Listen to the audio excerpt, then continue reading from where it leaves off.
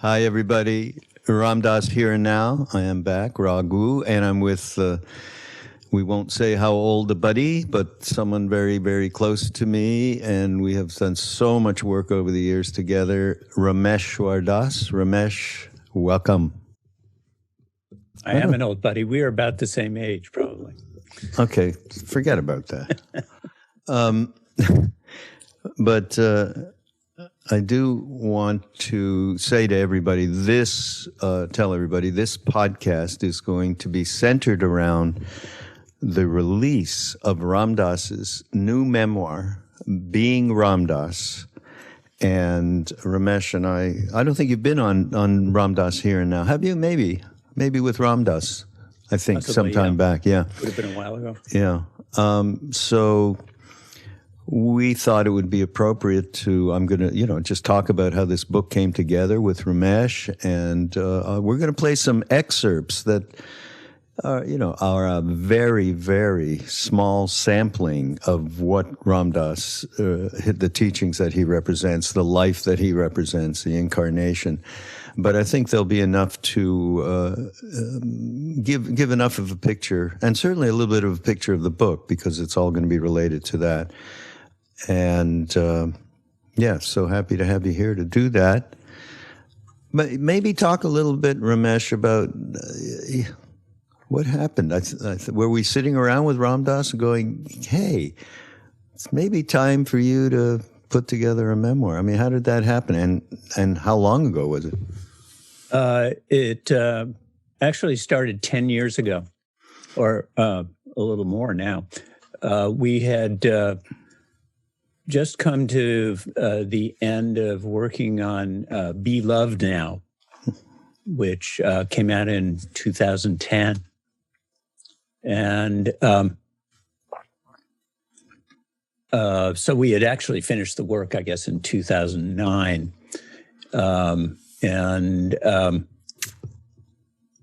I approached him with an idea because we really had a good time working together. That I think was sort of the basis for the whole project, and others along the way, which you've worked on also, starting back with Love, Serve, Remember, which is what our foundation is called. Yeah. Which Raghu is the executive director of, as well as the chief podcaster. And chief pottery cleanser. Chief pot cleaning, yes. Yes, and chief cook and bottle washer is what my mother used to call it. Yeah. And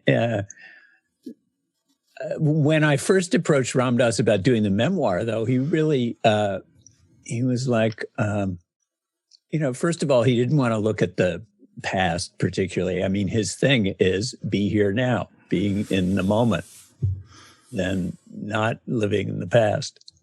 And the other aspect of it, actually, that he was very reluctant about was he really wanted to be very careful about not hurting anyone's feelings. He was quite emphatic about that.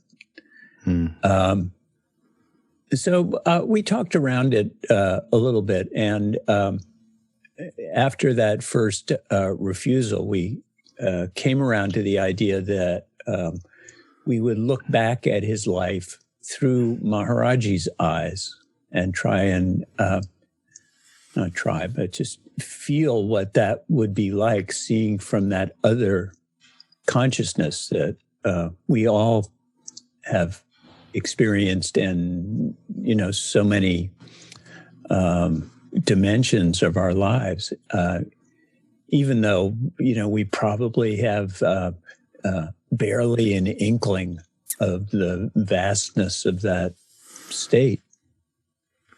But that is the common thread for so many of us. And Ram Dass finally got used to that idea, and he started to like it. So we started going through things, and it wasn't particularly a linear exercise. Start at the beginning of his life, and as it turned out, we got to the end of his life. Talk about being in the moment, right? Yeah. But I think in the process, it was really, fascinating. And I was going back and forth to Maui maybe 3 times a year, and we were working on Skype together also, and sometimes just on the phone. And there were a lot of ups and downs for him, I think, including one episode when we were talking, and it was maybe in about 2010 or maybe 2011, and he was alone in the house, and it was at a point where he still had the strength to transfer himself from his chair to his wheelchair and was pretty mobile still. And we were talking about a passage in a book that we both had, and he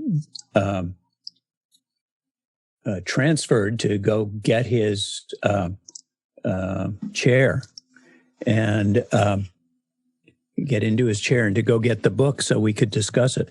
Whoops, I have to turn something off here, Raghu. I had the news going there. It's okay. It's all part of podcasting. No problem. Okay. I think we got it. I'm hoping my dog, who's right next to me, doesn't start snoring. Okay. Yeah. Well, if our dog comes back, which she may, she's going to want dinner.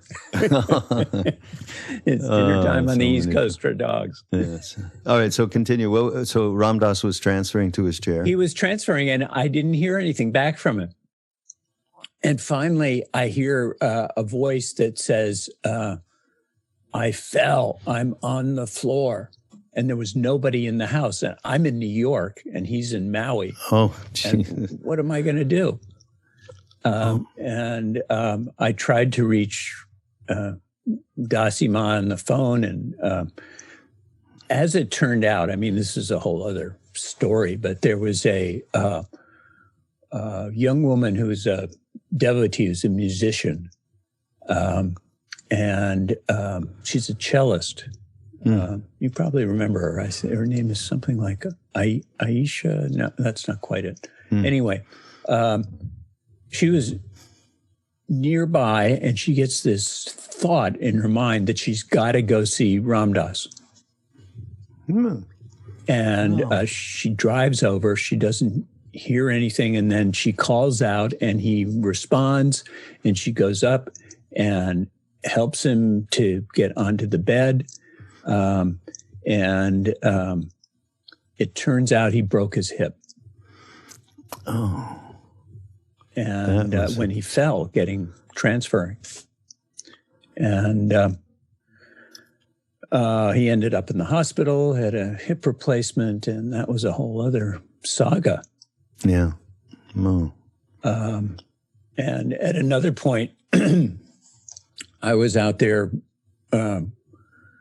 working with him, and I was out walking early in the morning before we had breakfast, and I get a call from my son in New York, and there's sirens in the background, and that was my daughter had been run over on her bike, 14-year-old, and she died.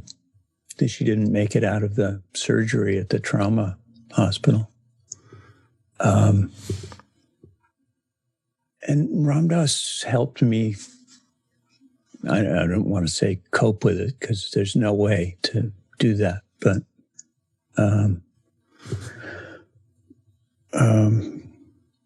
it was an intense moment.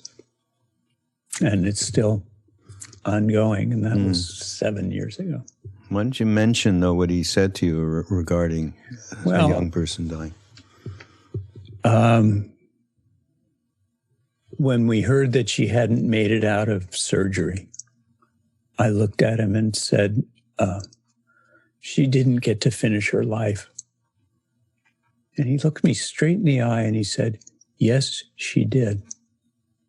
And that view, which we had been looking at his life through that lens of seeing an incarnation. And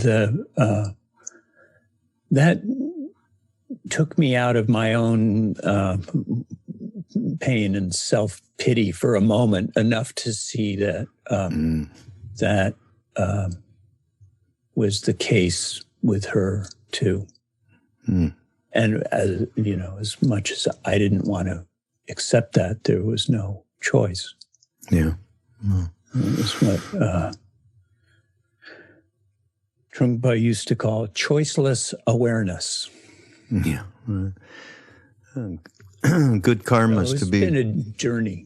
Yeah. Good karmas, though, to be with Ram Dass in that moment, who had done a tremendous amount of work in this area over his lifetime. That was a big part of his offering, certainly around death and dying.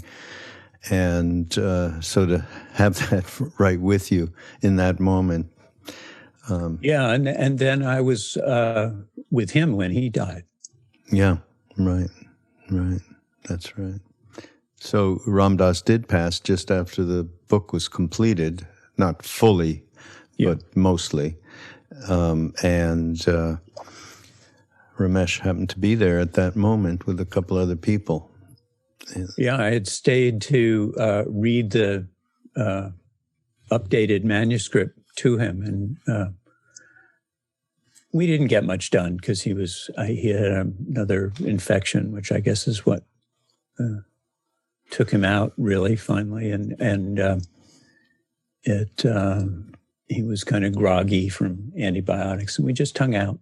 And K.D. Krishnadas was there for the first week or so, and then he had to go, and there were just a few people. Yeah. Well, what we have today, I mean, I'm getting a little lost in the moment, but but we have here several excerpts that we've gotten that represent different parts of Ram Dass's teachings, life, and his. These are from his talks, not from the book. That's right. These are from his talks, but certainly they refer absolutely to what goes on in this book. The book is extremely comprehensive. It is, 550 pages or something like that? Yeah, plus 65 pictures. pages of photos. Yeah. So it is very, very comprehensive. So the first, and we're going to play this, and then we'll just talk about it for a minute. The first one is we are calling Relative Reality. And I'm going to just play this, and then we'll chat.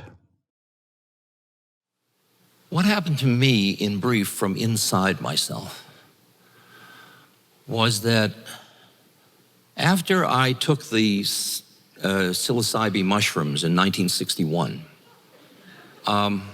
my entire understanding of reality changed. And it changed my entire life, and you're paying to hear about it.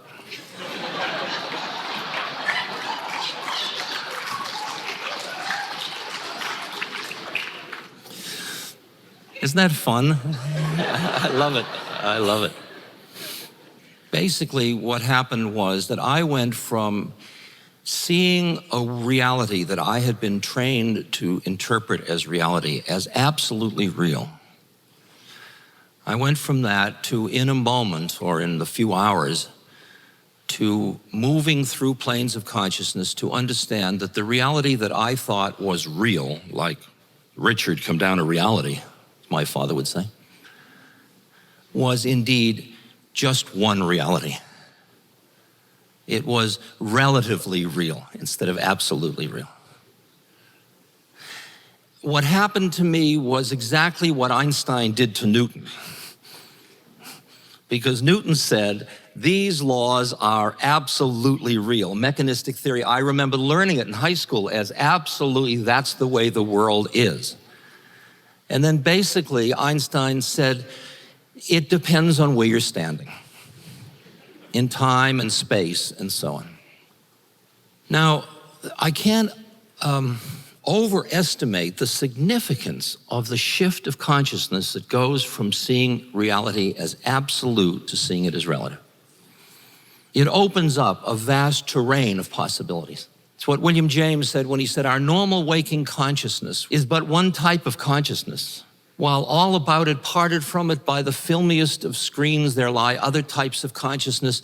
We may spend our entire lives without knowing of their existence, but apply the requisite stimulus, and there they are in their completeness. Whatever their meaning, they prohibit our premature closing of our accounts with reality. That was uttered by William James. And I was basically thrown out of William James Hall at Harvard for arguing that the intellectual analytic mind was only one plane of reality, because that was heresy within that temple. So opening the doors of that, you see what it did? It cast me out from the dominant theme of our culture, which is basically a form of scientific materialism. Humanism, scientific materialism, right in there. It's rooted in the feeling that technology and science have paid off so much in changing the quality of our lives. And those models, a way of defining reality and how to interpret what's real, have worked so well, we can't really question them. The predicament is they are relatively real, but there are other realities they have nothing to say about. But science really has a hard time accepting there are other realities it can't say anything about. It's like the issue of consciousness versus the brain. Science really has very little to say about consciousness. It's got a lot to say about the brain. So since it's got a lot to say about the brain, what it says then is the brain and consciousness are really one thing, isomorphic. But our technology doesn't allow us to measure it from the point of view of consciousness, so we'll work on the brain. But we know when your brain is dead, you aren't. See? Somebody that has seen relative reality says, like they do in India, when you die in India, they call it dropping the body. Isn't that an interesting image? Well, I'm going to drop my body today. Who's the I that's going to drop what? In the West, that's a very peculiar expression, because when your body isn't, you aren't. So it seems to me that what happened to me in 1961, and that certainly got reconfirmed 1,000 times over when I met Neem Karoli Baba in 1967, was that there was a larger context in which I existed than the one that I thought I did and that everybody around me was telling me I did. Relative reality. So I remember just the first talk that I heard from Ram Dass, which is probably a year and a half after you heard the first one, or even more, I can't remember, but Ramesh was at Ram Dass's first chat. It was more of a chat. It was an 8-hour kind of a chat. An 8-hour chat. About 70 people. But relative reality. So obviously the one huge thing in first hearing Ram Dass and his take on reality, basically, through his own experience and everything that happened to him as a psychology professor, as a psychonaut with Leary at Harvard, as a yogi in India. So, and he talks here a lot about the relative levels, right? So, and so that perspective, once it's a huge thing, seeing reality as absolute, which is how we all come into this. Everything we think is as real as it gets. And then seeing it all as relative, it opens up a whole new territory. And this, until that happens, nothing happens. And that may happen, of course it happened through psychedelics with Ram Dass. It happened that way for many of us that went over to India. And but it can happen in many different ways. Reading a book now, just being at a Krishnadas kirtan, something happens that's ineffable and leads you to believe, wait a minute, there is another territory here. So it's the perfect opener for Ram Dass in terms of, I feel, what he offers on an immediate basis is a radical shift of perspective. And I think that occurred to, that's what shifted for me when I first met him. But in a sense, these three lives that he had, combined in his incarnation, being a psychologist, the psychedelic work, and becoming a yogi. Those three viewpoints all came to bear in the way that he saw that. He talked a lot about planes of consciousness, so that he saw the different ways that the mind is a projector of reality. And that started with psychology. And then when he started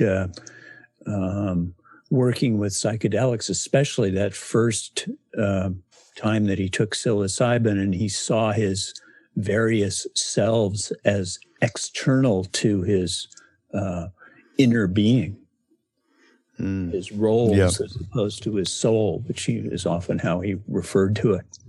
Yeah. And, in talks, he used to do that thing where he would kind of take you through changing channels in your mind. Visualize your head as a TV screen, and what's just change the channel to the astral plane, the causal plane, the soul, the physical plane. Yeah. And I think that was one of the really fundamental parts of his identity also. And so much of his teaching, and as you'll find in the memoir, his journey is about identity. Yeah. And in this next little excerpt that we're going to play, it is a recounting, brief one, of his first psychedelic experience, and which you just referred to, and how that radically changed him, changed every one of us. And it's wonderful to think, actually, Ramesh, of how they're getting so, they legalized psilocybin in Oregon, I believe, for therapeutic purposes. And maybe more than that, and I'm not sure, but I know that at least is what's happening. And I think it'll happen more and more because of the work, especially the work of MAPS and Rick Doblin. Yeah. Who is very connected to Ram Dass, came later, and he's been doing this work since he was a young man, and it's come to the point where their government is starting to give permission for this to be used in therapy and so on, and it's so powerful a thing. And there's one part of the book, actually, where Ram Dass mentions Rick doing this study when he was still an undergraduate. He did a review of the what was called the Good Friday experiment at Harvard. Yeah, that's right. And it was really fascinating. And the Good Friday experiment was where they gave psilocybin to divinity students on Good Friday, and they all were down in the crypt under the chapel where this sermon was being given. And it was, the classic double-blind experiment where nobody knew who was getting the psilocybin, and the other students, half of them got, I think it was niacin or niacinamide, which gives you a rush, kind of, of that niacin flush. Yeah. And then it very soon became very obvious who had actually gotten the psilocybin and who hadn't.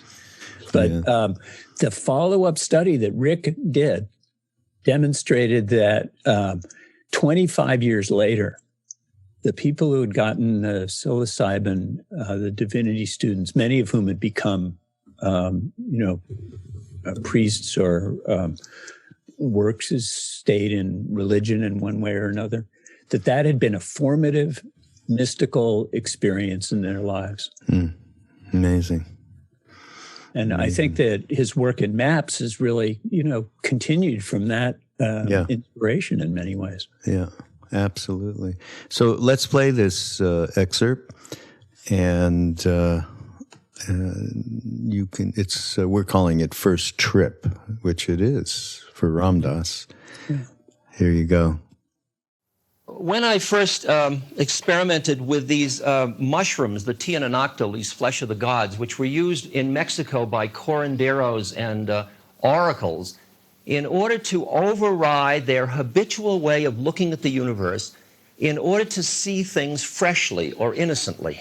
Okay, so what the mushrooms did was they overrode my way of conceiving of the world, so I saw things afresh. And what I saw was that I had built this incredible structure of mind called ego about who I thought I was, and little by little it fell away.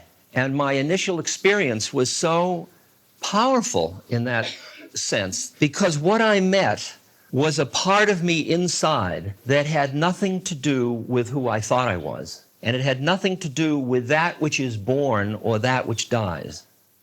It was behind that. It was the first time I had gone behind that.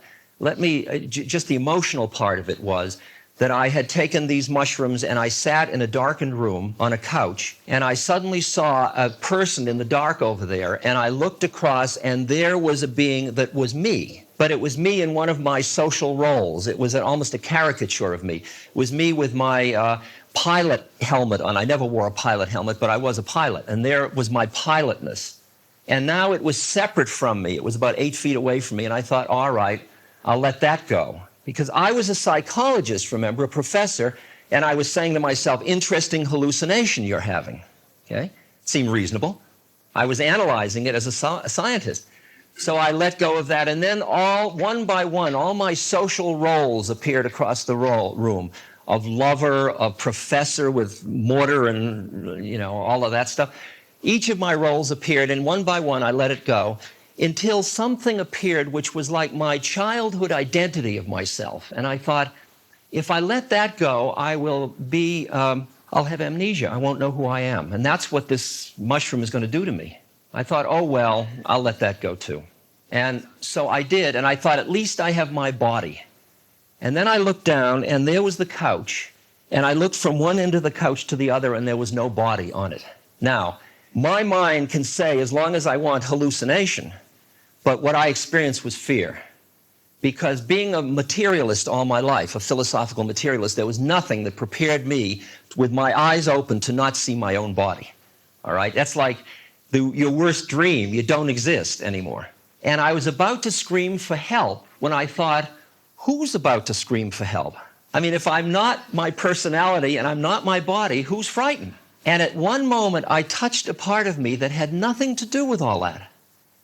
And it was so joyous, so unexpected, because what it felt like was I had come home, something very familiar to me. And it was a way in which I experienced a connection to the universe that I had never understood before. I'd never had it.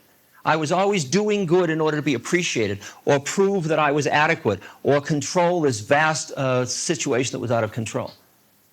And I ran out in the snow, and I somersaulted, and then I went home. It was a big snowstorm.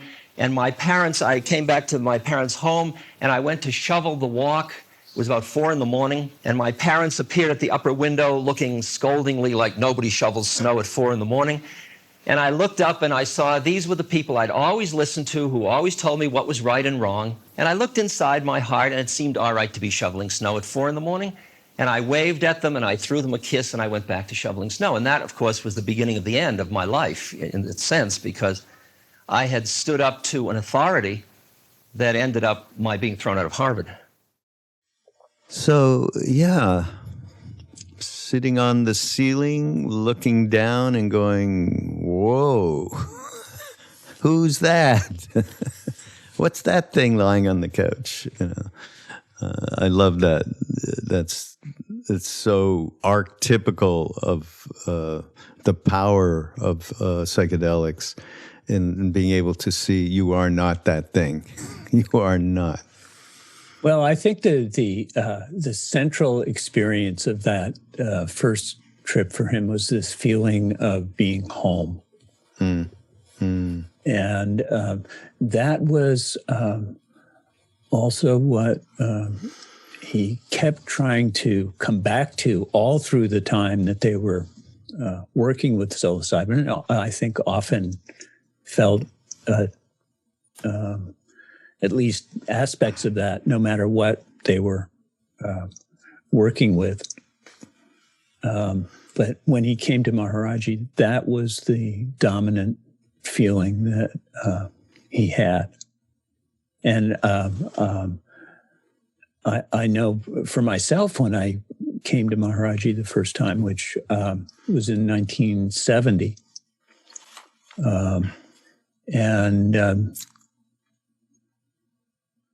first of all, I realized when I got there that Maharajji had come through Ram Dass when I first met him, because the feeling being with Maharajji was the same as being with Maharajji, with Ram Dass that first time. And it was this feeling of being home. And it was just a deep heart space. Hard to describe. I used to have this experience when I was in high school, and I would drive out to see my grandparents. And I had a very close relationship with them, and it was this real feeling of coming back to the kind of experiences of childhood in a really deep sense of enjoyment. Mm. And it was similar to that. And then, of course, it got deeper and deeper. How about deep okayness? Yeah. Very deep okayness. And how is it that every person you'll ever talk to who happened to meet Neem Karoli Baba, Maharajji, they say the same thing? Yeah. Home. My thing was, my first thought was, oh shit, that's what Ram Dass was all about. Holy shit. You know, and home, you know, and that home, and it's taken us quite some time to understand that it's not outside ourselves. He reflected it in so we could see ourselves. And we've done a lot of flopping around trying to look elsewhere, but half a century later, it's still working on us. Yeah, exactly. So, but the idea of home that Ram Dass got with this psychedelic trip is very profound and very much. I don't think there's anybody that I know who's taken a psychedelic, you know, from those days up until like now, where I meet many, many people, next gen, 20s and 30s and so on, and their description is exactly the same. Yeah. And that home is as profound as any home that we got into at any stage. So that is to me living proof of the reality of that place. It's just. Of course, trying to hold on to it doesn't really do it. And as Krishnadas, our buddy, likes to say, practice makes perfect. Well, it's not called practice for nothing. Yeah, right, exactly. So I know one of the, there is more psychedelic research happening again now. And I know one of the researchers at NYU in New York. Yeah. Where they've done psilocybin research with terminal cancer patients, and they're now undertaking a study with religious leaders, not so different from the Good Friday experiment. Yeah. And those same kinds of things are happening, and it's deeply experientially. profound, and it's helping people with their fear of death very profoundly. Yeah, exactly. And Roshi Joan Halifax and her former husband Stan Groff did a lot of work with that, which Ram Dass was very aware of. Yeah. At Spring Grove Hospital in Maryland. Yeah. Yeah, people came more than once, but once there was a rather substantial group of researchers that came just to reflect on it all with Ram Dass after all those years. But they wouldn't let us record it. Still fear out there. You know. So this next excerpt is basically... of course, we just talked about it a little bit, but Guru Found is a little name that let's give credit to Nathan. Nathan, who has curated these wonderful pieces, Nathan Wilburn. We've been talking about it, and I also know, and guess this also refers to psychedelics and that experience. Ram Dass would say more than once that he's not sure. He said, I am not sure what it might have been had I meeting a being like Neem Karoli Baba, Maharajji, without having that psychedelic experience, without having the experience of the relative reality and home base is kind of what we're talking about, and without that, it would have been difficult. And I see the same thing, for all of us. I mean, we were obviously really young. Got there that way. Yeah, exactly. That was what propelled many of us. Yeah, it absolutely helped. So, all right. Well, let's listen to this. Guru Found. So we got out of the car at the temple, and Bhagwan Das asked, "Where's the Guru?" And they said, "The Guru is up in the hills." Up in that hill over there, around the hill. And Bhagwan Das goes off at a lope, all the way up into the hills, tears are streaming down his cheeks. And I know that we're getting close to something very powerful, but I don't know what it is. And I'm very bugged about the car, and I'm sulking in the corner, and, I've been smoking too much hashish. So I had stopped a few days before, but I was having the down effect one has after having smoked for a long time. We rush up the hill. I'm rushing behind him, trying to keep up with him, and I'm being ignored by everybody, and I'm just in terrible shape, really. Stumbling up this path, and we come out into this field, beautiful sunny day, overlooking a valley, and there's an old man sitting there with a blanket wrapped around him. Around him are about, 8 or probably 8 or 10 Hindu people sitting there. And we rush over, and Bhagwan Das does Danda Pranam, the full Pranam out flat on his stomach before this man. And he's crying, and the man's patting him on the head, and it's some kind of joyous reunion. And I'm standing by, what am I supposed to do? Am I supposed to touch this guy's feet? Or, I don't know what to do. I've never seen a guru before. And I assumed if he was crying this much, it must be somebody. But I was too angry to even care, to tell you the truth. And after a few minutes, this man looked up, and he looked at me. He smiled, and he said in Hindi to Bhagwan Das, "Have you a picture of me?" Bhagwan Das says, "Yes." He says, "Give it to him." Bhagwan Das said, "All right, I will." Then he looked at me, he says, "You came in a big automobile?" I said, "Yeah." "You'll give it to me?"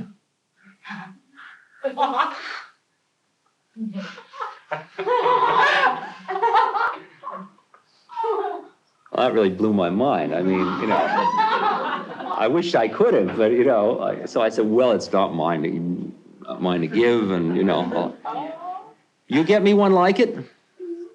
So I thought, my God, I just got here and he's hustling me. I mean, what kind of a thing is this? You know, what have I done to deserve this? Am I that bad a person that I got to be subjected? You know, and boy, was I self-pitying and paranoid. All the time he's laughing. So he's laughing. He's putting me on. But I don't know that.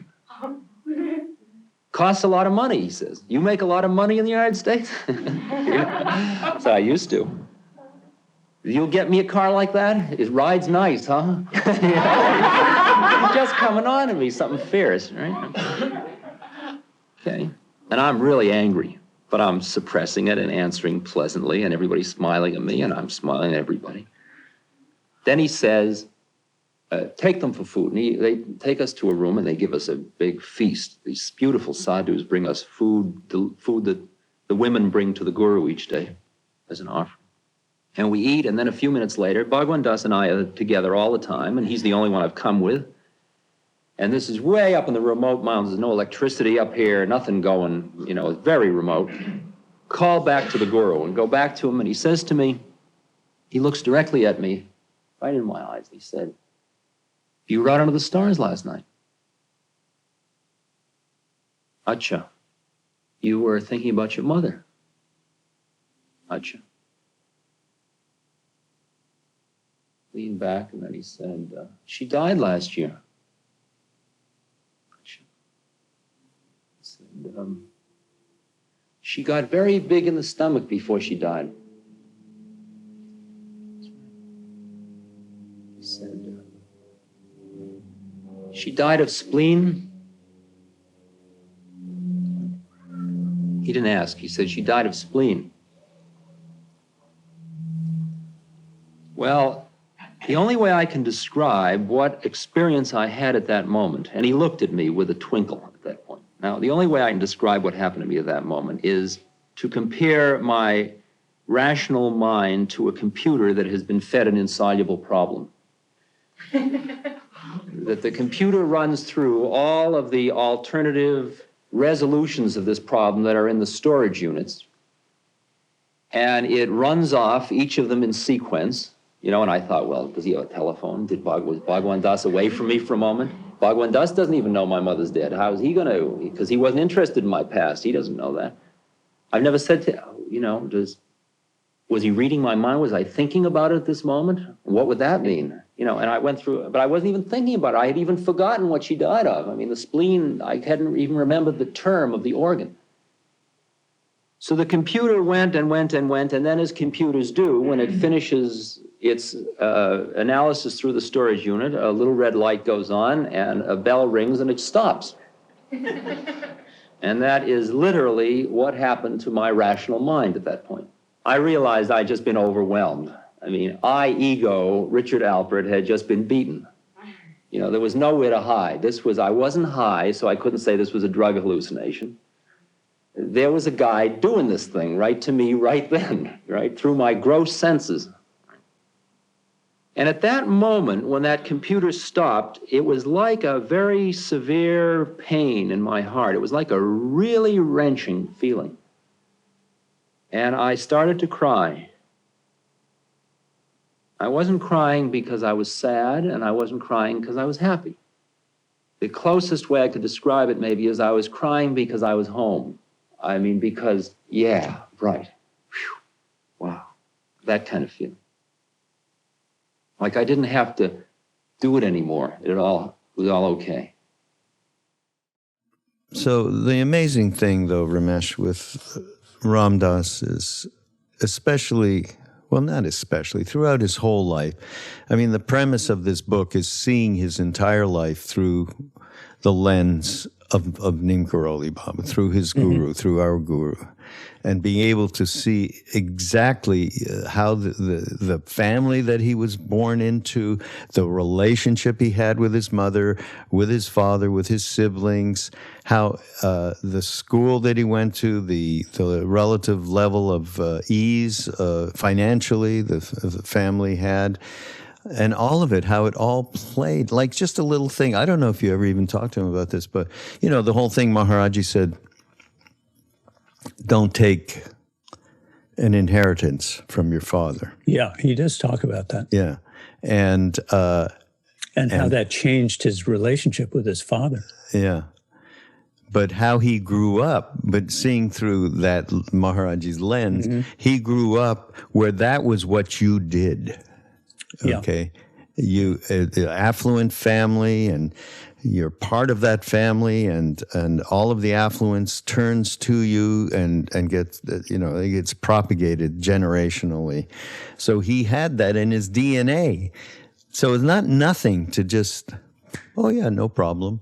And of course, Maharajji made him the whole thing, don't carry money, same kind of a deal. The saint doesn't carry money. So he gets my brother Lakshman to carry his money around and drive him absolutely insane.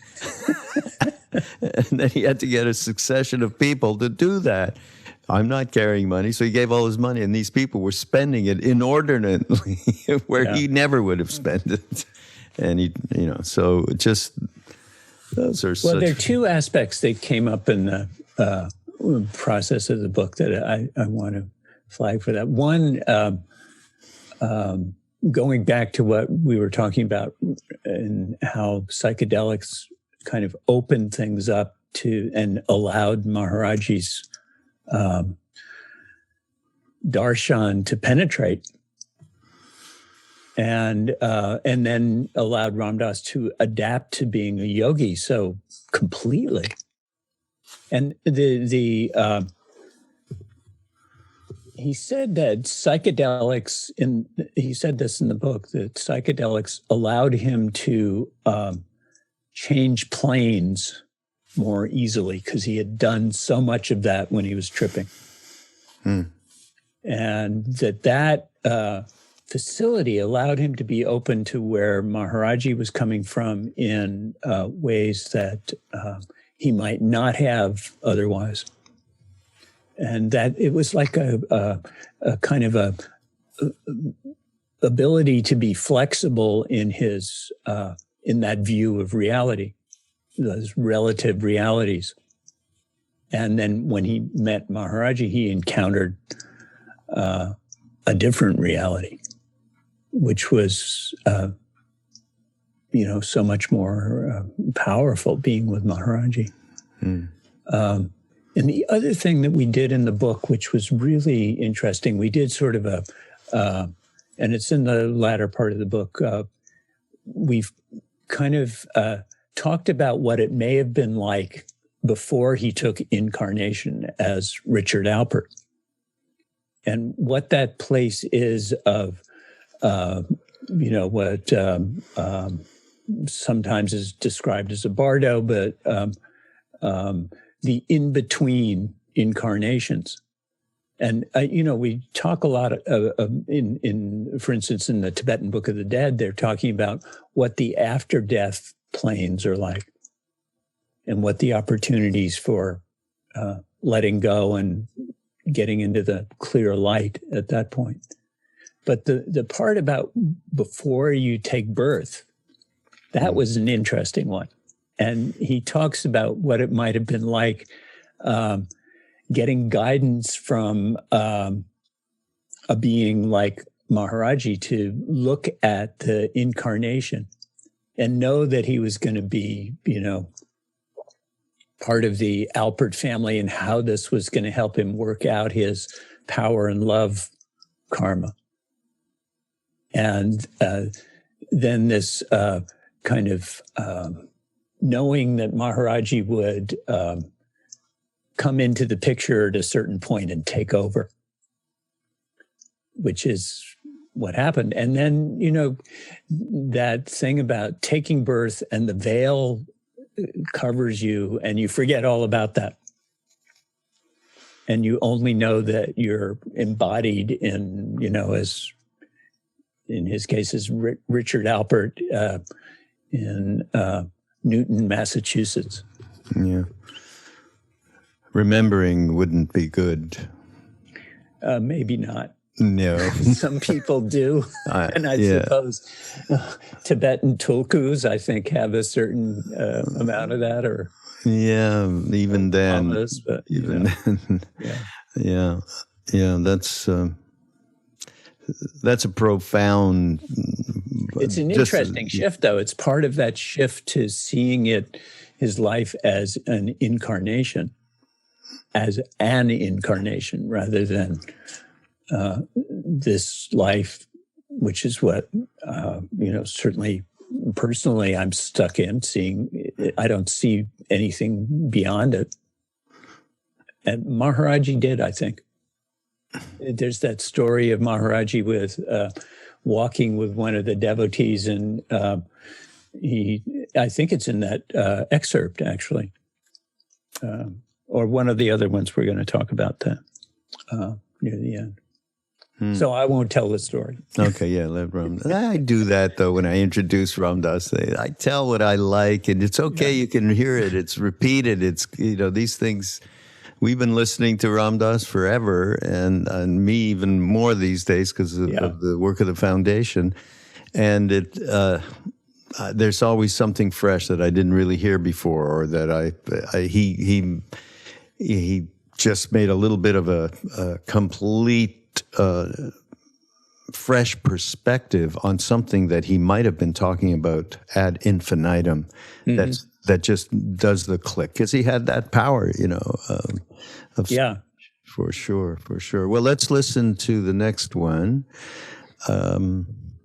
which is called The Purpose of Life. All right, let's listen to that.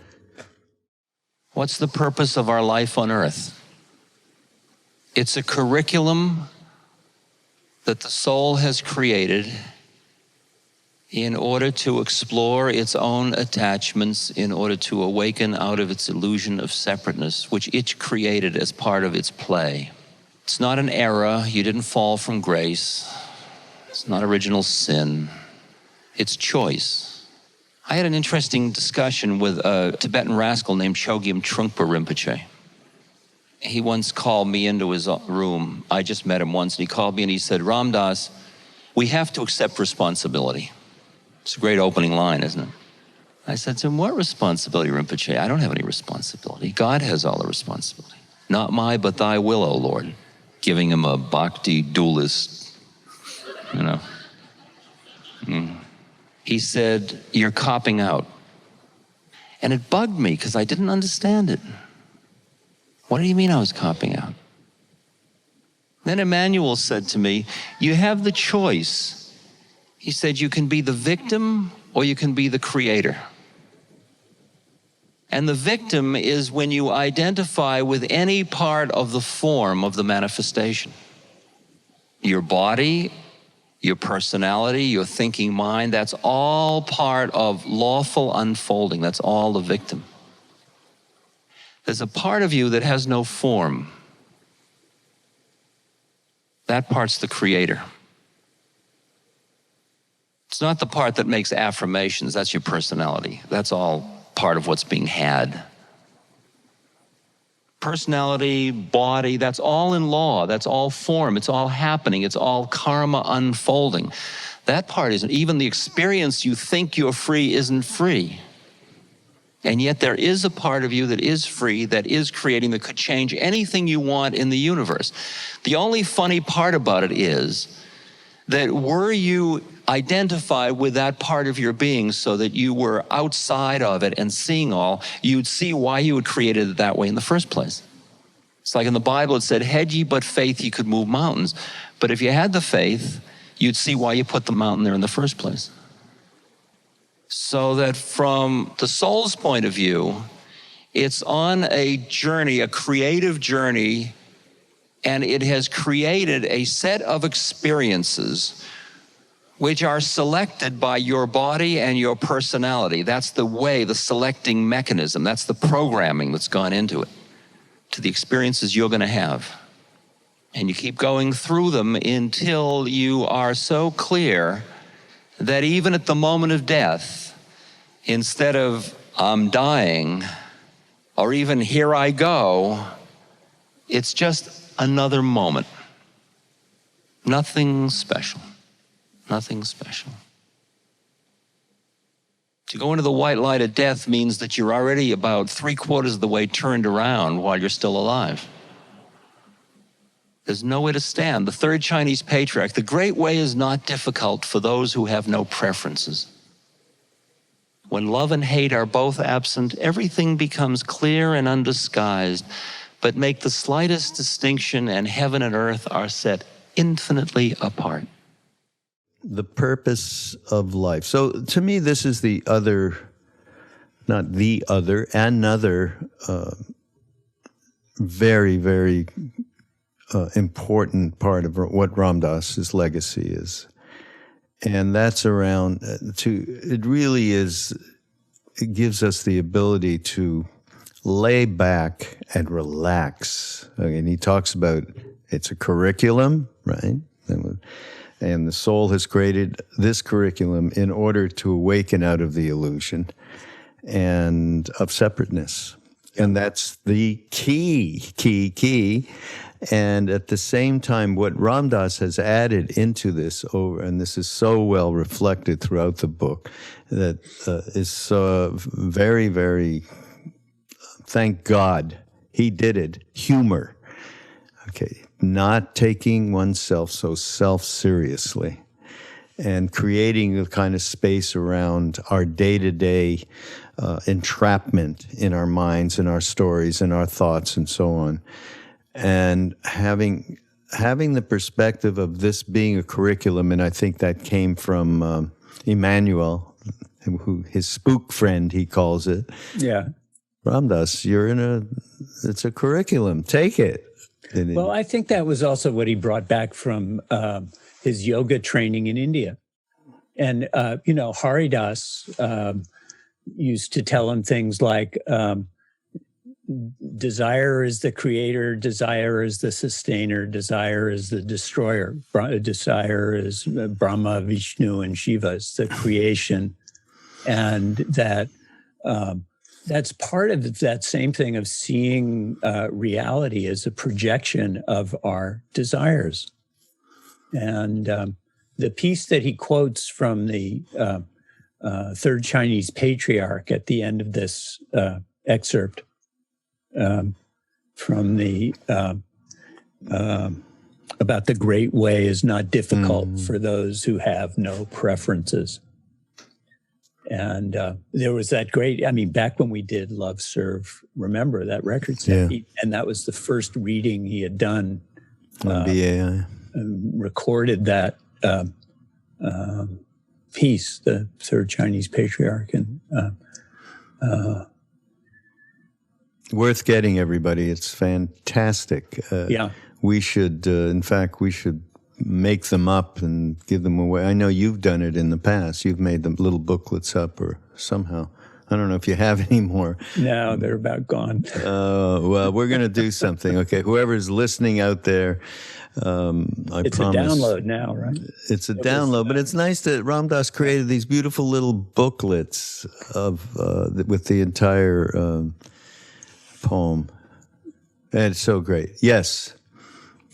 But that is what Maharajji, I think, partly through Haridas and partly through the yoga training, that and all of our Buddhist training when we studied with Goenka also. Yeah. That was the using that witnessing to see how your mind creates your reality. Yeah. And that, I think his ability to bring his psychology training, the work that he'd done with psychedelics, and his yoga training all to bear in teaching about that was really great. And with that incredible humor. Yeah. Yeah. Of not taking it all too seriously. And we're certainly all guilty of climbing into our righteousness about who we think we are. Yeah. And exactly. How it should all be. Yeah. Yeah. But just the idea that you can just shift that perspective. His later years and in Maui was all around shifting to loving awareness out of your head the idea that it can happen and the idea that you're going to get lost over and over again. But there is always the coming back. We love Sharon Salzberg, our close friend, who in every meditation, it's okay. You get lost, you can come back. And Ram Dass offers the idea of, it's a curriculum. See, that means like stuff that happens sometimes not so fun, but it is part of the burning off of whatever needs to be burned off so that more spaciousness and freedom can occur. So, yeah, I think that's really, it goes along with the perspective of knowing, okay, I'm stuck in that thing that I think I am, and it goes along, so it's really quite an evolvement. Yeah, I love what that, he represents. That literal translation of nirvana or nibbana as burned out. Yeah. That stuff gets burned down finally.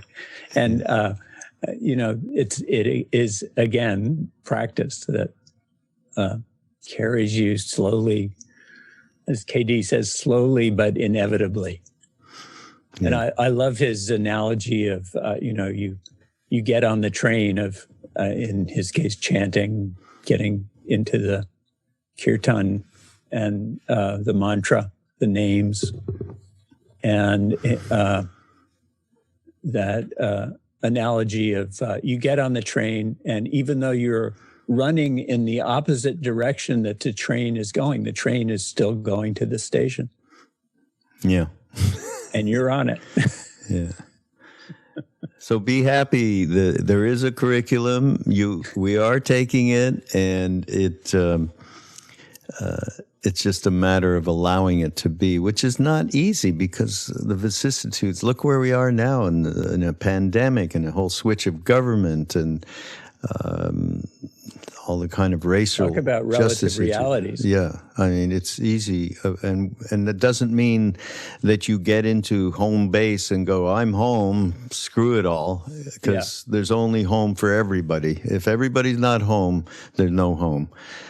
So and that Ram Dass represents in spades his work in social action, his work with many different foundations, including Seva, curing blindness in the world, and working with death and dying. And that's where the final piece that we're going to play, which I think is excerpt is appropriate. It's called Hold On Tightly, Let Go Lightly. And it's around death, but there's some other anecdotes that are really cool in this. And let's go ahead and play this track. Now, perhaps the biggest fear of aging is the fear of death. And as long as you are identified with your separateness and you think that's what you are, you will have fear. And if you cultivate the part of you that is not identified with your separateness, you will have a place in you that is not afraid, as well as the place in you that is afraid. You'll have a balancing of those things. And you might even get light enough. A Zen monk is dying, and he hasn't written his death poems. Zen monks are supposed to write death poems. And his students say to him, Master, you haven't written your death poem yet. And he says, oh, I haven't written my death poem. And he grabs the brush and he calligraphies madly and he dies. And it says, birth is thus, death is thus, verse or no verse, what's the fuss? Now, my guru helped change my feelings about, I had many experiences of what are called out-of-body experiences, so I had a sense that I wasn't this body anyway. But my guru was walking with one of his old devotees, and my guru started to laugh, and the old devotee said, what are you laughing about? He says, well, so-and-so, this old woman devotee, just died. And the friend said, what are you laughing about? What are you, some kind of a butcher? And Maharajji said to him, what would you like me to do? Make believe I'm one of the puppets? Would you like me to make believe it's all that real? Now the question is, where does somebody go? What happens? It's a mystery.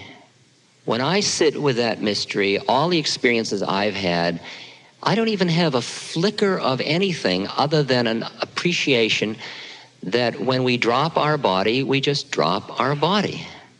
Ramana Maharshi's dying, and the people say, don't leave, don't leave. And he says, don't be silly. Where could I go? It's like, I'm just selling the Ford. I'm not going anywhere, you know. No, don't leave us, don't leave us. It's just a shift of form. And if you have loved somebody in the love that transcends form, even for a moment, you and they aren't going anywhere. Your mind may say they've gone, but that's your mind. The minute you quiet down, go back into your heart, they're right there again. And love really does transcend death. There's not even a doubt in my mind about it. And you remember when I said to Emmanuel, my spook friend, Emmanuel, what shall I tell people about dying? He said, tell them it's absolutely safe. He said it's like taking off a tight shoe.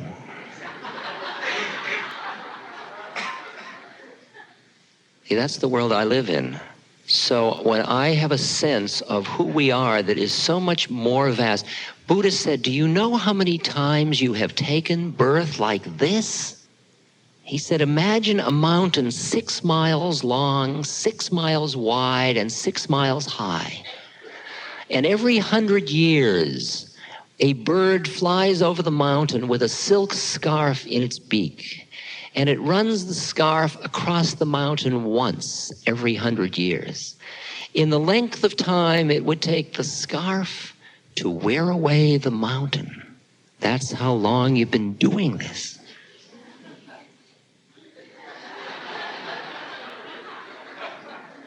Sure gives you a different perspective, doesn't it? About time and the meaning of a life. Can you see a life as so precious and beautiful and still learn how to hold on tightly, let go lightly, how to not cling to it, how to be open to the mystery and open to the next part of it by saying, okay, and now this, and now this. In the Tibetan tradition, when you're dying, you are trained to stay in the moment. Instead of the model, I am dying, you are just in the moment. The earth element leaves, you notice heaviness. The water element leaves, you notice dryness. The fire element leaves, you notice coldness. The air element leaves, you notice the out-breath is longer than the in-breath. Just moment, moment, moment, now this, now this, now this. I have been sitting now with dying people for 10, 15 years, I guess. And I can tell you that it is the richest experience of my life. It is such incredible grace. The two things that awaken the same feelings in me are being present at a birth and being present at a death. And at that moment of death, when you feel the awareness leave the body, and when that person's connection to that which is beyond their body is deep enough because they have relaxed the mind that keeps grabbing at their separateness so that they can just let go very gently. There's not even a ripping, there's not a pushing, there's not a grabbing. The whole secret is to live this moment fully. Now this moment. Now this moment. So if you're in this one, how do you know the next one may be the one you die in? The best preparation for your dying is that you live this moment now, fully, moment by moment. And then one of them will be the one in which you drop your body. And it'll just be another moment, nothing special. It's not really that dramatic. We milk it so much, such a big drama. Will he die? Won't he die? Should she die? Sure, we're all going to die. I want to tell you a secret. You're all going to die. But though you perish, you will not die. The whole secret is of extricating yourself from identification with form, because all form corrupts. It all dies. You take care of it, you honor it, you clean it up, you keep it healthy, as it is slowly corrupting. Hold on tightly, let go lightly. So in the movie Ramesh, Becoming Nobody, the end of that film that we did with Ram Dass, that came out at the end of last year, many people experience that part, which is all around death and dying, as a profound part of this film. And it is a profound part of Ram Dass's legacy, for sure. I mean, it's stuff he's been working on since the early 70s. It was a through line, through his whole life. He was an example of dealing with really, through the stroke of really tough stuff. I mean, if you tell that story of, there he is on the floor with a broken hip and nobody in the house, and he went through tons of stuff like that. By the way, it's the stroke in particular. That was that one where he was being brought into the hospital and he's looking up at the pipes on the ceiling, and he's realizing he's not thinking about God, and he's flunked the test. And where was Maharajji? You out to lunch? What the hell is going on? God. But he, in terms of the power of that message in that film, and how it was, very much a through line for him. How do you feel about how you represented that in the book, which is certainly substantial? His relationship with... Well, he talks about his work with people, starting with when his mother died, which was, I think, the point where he really realized that the culture and the cultural systems around death were broken. And there was so much denial that his mother was actually dying until he had this one breakthrough conversation with her when he had stopped in at the hospital where she was kind of going downhill. And all of her doctors and even the rabbi were telling her, you're getting better, you're going to be out of here in a week. And then they'd go outside the room and say, she'll be dead in a week. And so Ram Dass was very hurt by that level of denial, and he felt like he really wanted to change things after that. And he started working with Stephen Levine and then Elizabeth Kubler-Ross, who was the founder of the hospice movement, and Ramdev Borglum, Dale Borglum, who's still running the Living Dying Project in Marin, which is home care, home hospice care for people, but in a spiritual context, much more than the physical, taking care. And Ram Dass sat bedside with many AIDS patients in the 80s when that was such a prevalent scourge. And kind of glad he missed this one, the pandemic. Yeah, say the least. Yeah. But I think for one thing, it loosened his fear of death. I have never known anyone who had less fear of death. And what he says in that excerpt of what his spook friend Emmanuel says about death is absolutely safe. Yeah. Oh, we loved that. He felt that way. Yeah. And yet being with him when he died, it was the first time I'd been with somebody at that moment when they left their body. But, I'm not even sure it was a moment. It was more like a process. And, the profound thing for me was that I kept feeling him. He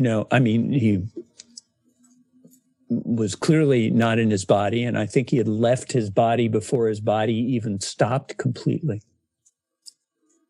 There was sort of his body was sort of had this reflex gasping for breath still at the end a couple of times, and I think he was gone before that. Wow.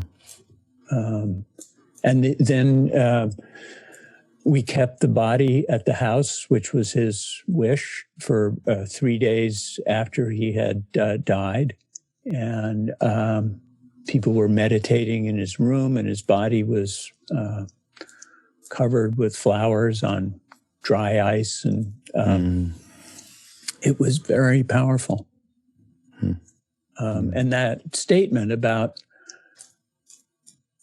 that consciousness doesn't cease and love doesn't cease when the body goes. That is a very powerful statement for all of us to consider. Yeah. And, it's the mystery for us in the body and on this plane. We don't know. When my daughter died, that was the dominant feeling for me, is I don't know why this happened. I don't know what it means. I don't know where she is. I don't understand. And I still feel that way. But there is that sense that it goes on, and that this profound feeling that we are more part of a cycle, continuum. And I think that was a great contribution to people and all of us to work on our own fear of death. Yeah, absolutely. I think it's in the movie Becoming Nobody, but he's asked by Jamie, "Are you looking forward to your death?" And he goes, "I'm not looking forward to my death. I'm looking forward to what happens after." So he was real with this. There was no bullshit. I mean, you and I sat with him. One of the times that I sat with you while you were doing working on the book, just hanging out, just hanging out. It was around death. That was that particular conversation was around death. He was so transparent and honest, and there just was no bullshit. He was human relative to, I'm not looking towards fun dying. Are you crazy? There was no intellectual up level he was going to, although it is interesting. I wonder what happens after, those bardos they talk about and all of that. So, that's one of the first things when he first went to Maui. I don't know if you remember this. When he started living in Maui, I did a thing with, or David Silver, our good friend, did an interview with Ram Dass around. I do remember that. Honesty, being honest with yourself. It was so, we've never done anything with it, by the way. I looked at it the other day. I'm going to go run by it. But we are so challenged in that way because we are so stuck in what we think, who we think we are. And so it's around all the identity stuff and the stories we tell ourselves. Yeah. And it's so difficult. And of course, psychedelics help with all of that. But I really believe Ram Dass's accessibility in that way, where he was really honest with himself. So that was when we first met him. It became easier. Okay, it's okay. We're human. We can, we don't have to act like this curriculum isn't real. And so to me, that's one of the most profound parts. Well, helping people to, deal with their own impending death, which we are all doing in some way or other. I mean, in that excerpt, I think he is talking to people and he says, flat out, well, we're all going to die, right? And, there's not too much doubt about that. Well, and dealing with the fears and feelings and the cultural kind of conditions around that. And that's been really a pretty big contribution to helping people out. And, Yeah, big time. The psychedelic work with death has been a great part of that too. Yeah. And I think that, if nothing else came out of his teaching, helping people face death, was a pretty great contribution. Yeah. And it's on so many levels because of the different kinds of work he did. I remember when they set up the dying house in Santa Fe, and people with terminal illnesses were coming there to try and to have conscious death. And it didn't work, because the staff and the people like Ramdev who were running the house were taking such beautiful care and were so inspiring and loving to people that they didn't want to leave. It's funny. Not funny, but poignant attachment, grasping. Yeah, it's all right down to the Ramdev last. does it in people's houses. Yeah, right. They're not running their own. That's great. Oh boy. Well, we're at the end of our time here. Everybody, of course, being Ram Dass is We may be at the end of our own time. well, okay. Well, you never know. Being Ram Dass is available everywhere. Okay, so it's a fantastic book, and for those of you who have known Ram Dass and have followed him over the years, it's of course essential. And for those of you who maybe don't know that much about him, this is a great way to learn about a great soul. And I hope Ram it's Dass. going to be kind of a parable for, people in these times. Yeah. His life is really kind of an example of how you can work on yourself.